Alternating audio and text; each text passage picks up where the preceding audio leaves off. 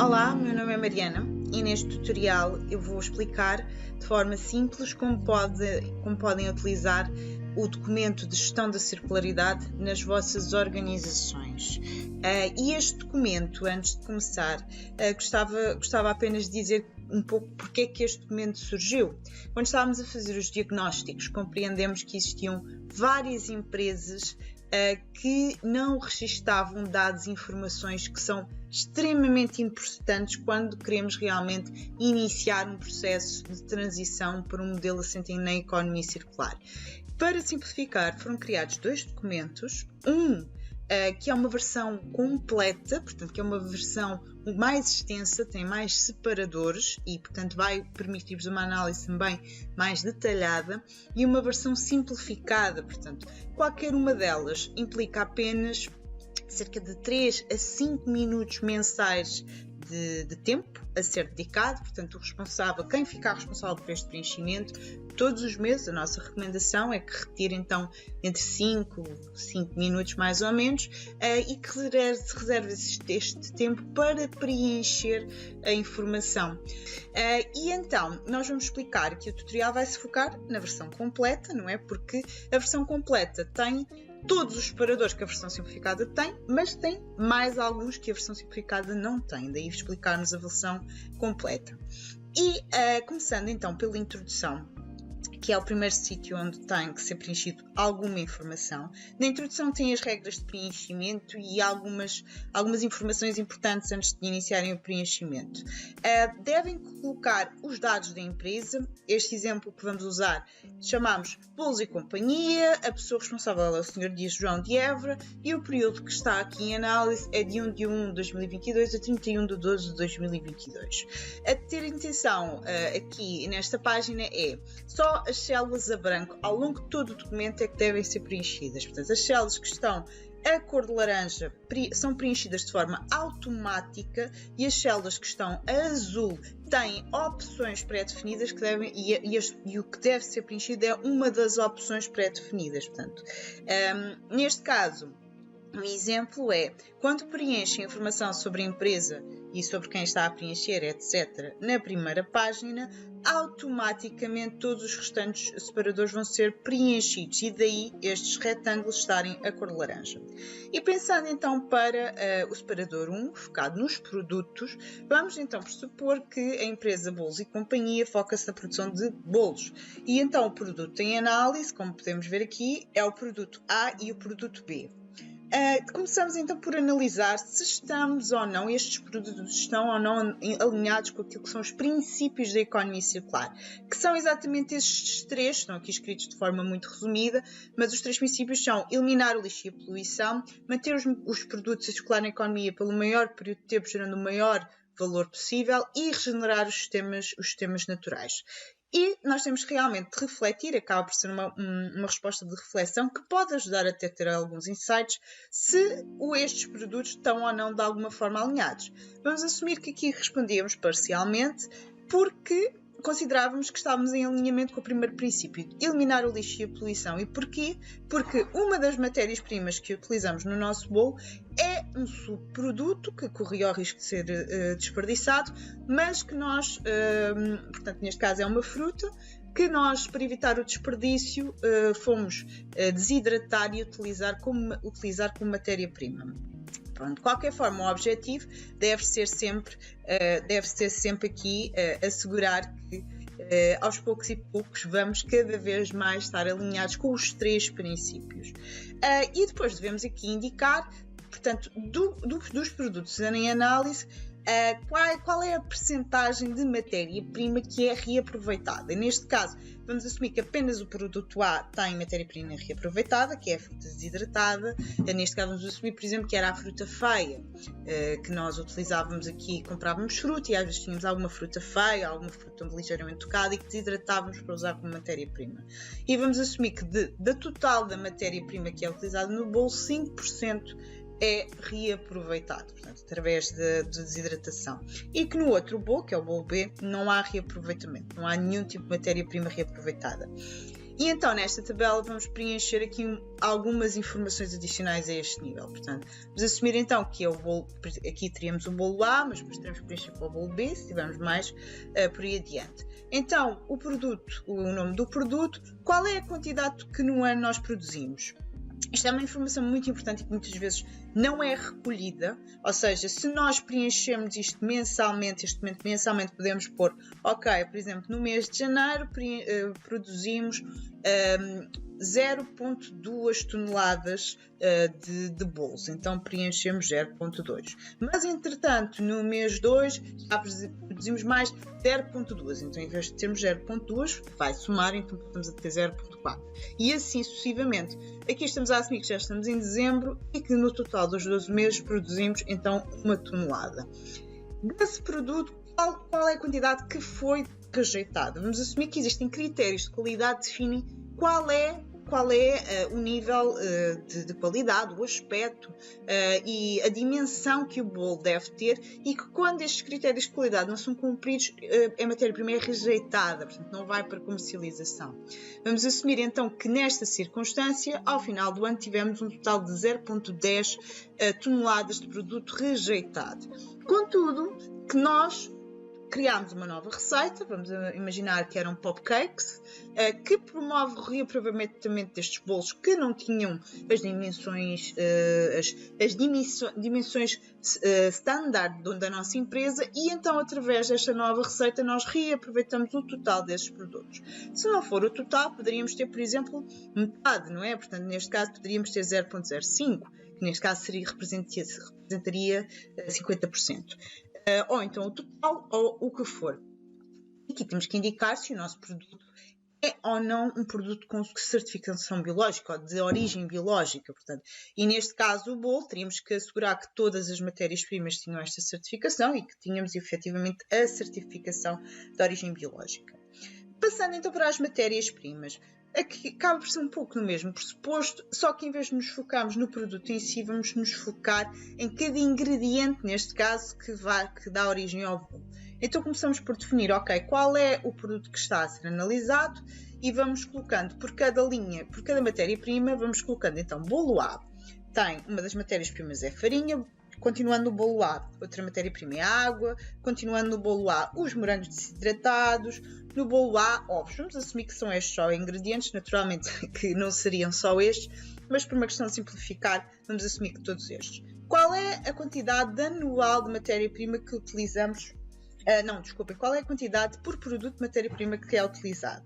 E então aqui colocamos, vamos imaginar, aqui 200 gramas de farinha. Convém mantermos aqui, uniformizarmos o nível de unidades que são utilizadas, porque este tipo de informação uniformizada pode nos permitir fazer alguns cálculos, nomeadamente imaginem que mais à frente precisam de fazer o cálculo, de fazer uma análise do ciclo de vida dos vossos produtos.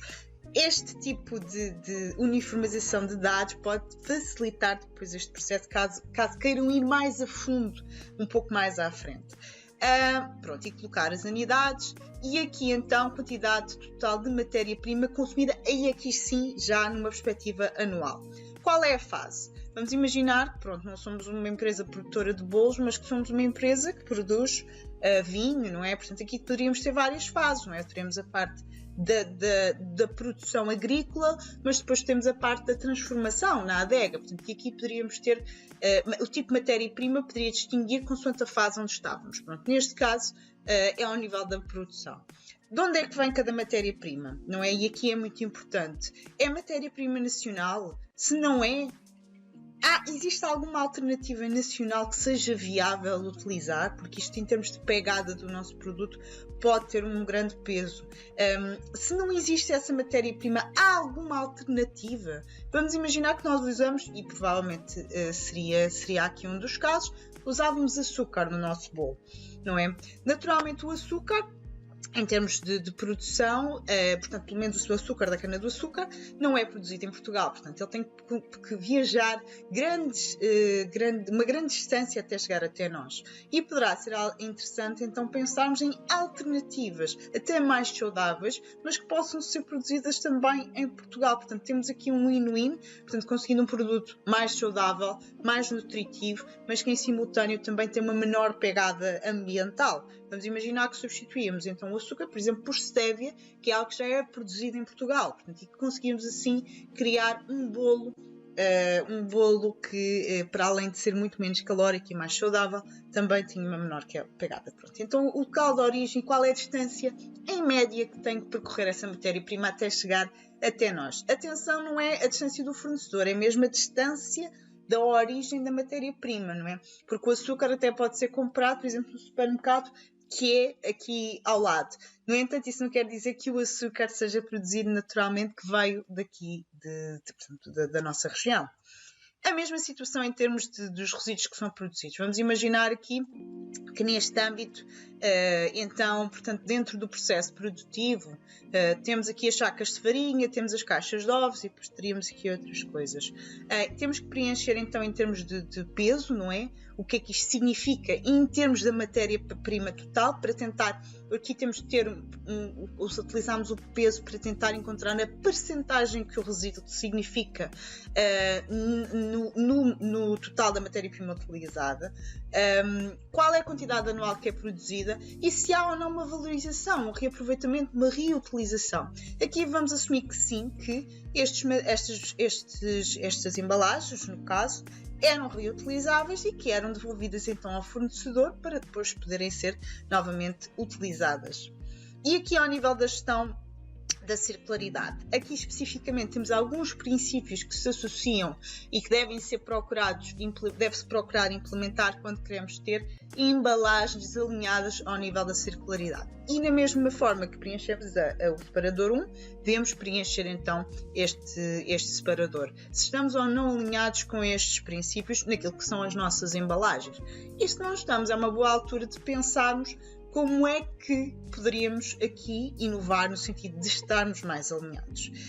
E depois, então, vamos continuar aqui nesta perspectiva. Por exemplo, o bolo A é embalado numa caixa de plástico ou numa caixa de papel, tenho que dizer, ou numa caixa de papel craft, numa caixa de papel cochê, portanto, o tipo de material que for. Quantos materiais estão presentes? E aqui muitas vezes vamos ter que investigar, talvez até em alguns casos, falar com o próprio fornecedor para saber, ok, isto é um único material que faz parte da embalagem, ou a embalagem, para ser produzida, necessita aqui de uma mistura de matérias-primas para dar origem àquela embalagem que utilizamos. Porque, normalmente, quanto mais materiais forem utilizados ao nível da embalagem, mais difícil pode ser a possibilidade de reciclarmos esse material. E aqui especificar, então, o tipo de material que estamos a falar, não é? A quantidade, se há ou não reutilizável, e aqui também muito importante, tal que há muita resistência à reutilização ao nível das embalagens. Se existe já matéria-prima, vamos imaginar que é uma caixa de papel. Esse papel é ou não reciclado, de origem reciclada, ou é de origem de matéria-prima virgem? Qual é o nível de reciclabilidade? Portanto, se é possível então voltar, se a pessoa separar, é possível reciclar aquele material. E assim sucessivamente. A certificação também é algo que muitas vezes nós não temos aqui atenção, por exemplo, no caso do papel, realmente se veio ou não, se tem ou não a certificação FSC, etc. Em termos dos resíduos, então, também aqui especificar que resíduos são produzidos e qual é a quantidade e, portanto, qual é o destino que é dado a estes mesmos resíduos e se existem ou não custos associados. Ao nível da energia, água e combustíveis, os pressupostos são mais ou menos os mesmos. Este tipo de informações, principalmente a energia da água, podem ser encontradas diretamente nas faturas. Portanto, por exemplo, aqui a data da fatura, a energia consumida, portanto, e aqui vamos aos consumos, às leituras e vamos ter esta informação, naturalmente em kilowatts. Caso tenhamos fontes de energia renovável, por exemplo, painéis fotovoltaicos, qual foi a energia produzida, o custo total, o quilowatt médio. Normalmente a fatura também tem esta informação, e hoje em dia também os fornecedores já indicam qual foi a quantidade de CO2 que a produção da nossa energia gerou. É interessante olharmos para estes números, até porque atualmente, mesmo que não tenhamos forma de investir em por exemplo, painéis fotovoltaicos ou outro meio de fonte de energia verde, poderemos escolher, ter em conta na escolha do nosso fornecedor energético qual é a quantidade de energia vinda de fontes de energia renovável que esse fornecedor nos assegura, porque de facto já existem fornecedores que nos asseguram 100% de energia verde, e isso naturalmente vai mitigar e vai baixar o peso, portanto, e a pegada ambiental que o nosso negócio vai gerar. Portanto, é importante olharmos para estes valores para percebermos exatamente o que está a acontecer. Esta é uma informação que só tem que ser preenchida no ano, no 2, e o objetivo é aqui comparar a evolução de um ano para o outro. No caso da água, o pressuposto é exatamente o mesmo, também todos os dados conseguem ser encontrados nas faturas, que é a grande diferença em termos das unidades, e aqui a parte do reaproveitamento. Enquanto na parte energética tínhamos uma coluna focada no tipo de energia produzida, se aplicável, aqui temos uma coluna focada no reaproveitamento da água, não é? Porque é cada vez um ponto, e este ano esta situação tem estado muito clara, é cada vez mais um risco para as empresas, e encontrarmos formas de promover a reciclagem das águas residuais, para promovermos a captação das águas pluviais, de promovermos aqui uma reutilização e uma utilização cada vez mais eficaz e inteligente dos recursos hídricos, deve ser uma prioridade.